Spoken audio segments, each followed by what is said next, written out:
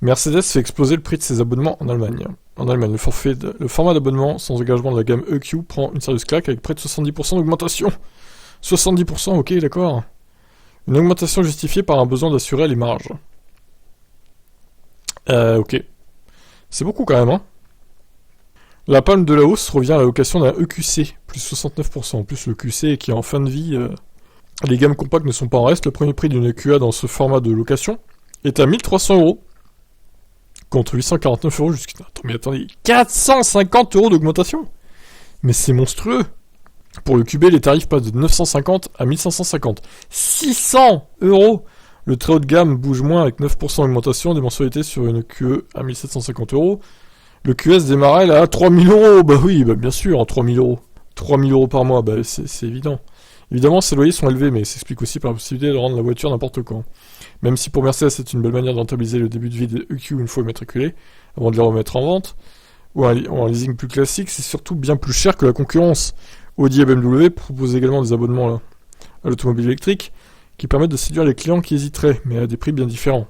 À partir de 839 pour le e-tron, et 900K. Ah oui, c'est beaucoup moins cher, effectivement.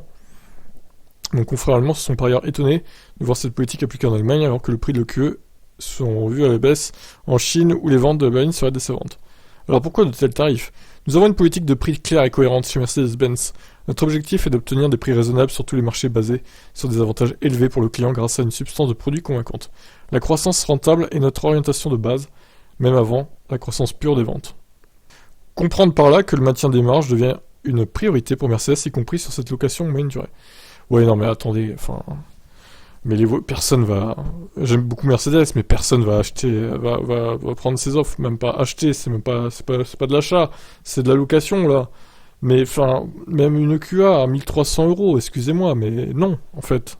Mais on marche sur la tête. On marche complètement sur la tête. Bah là, ils viennent de se tirer une balle dans le pied, je pense que plus personne n'ira chez Mercedes...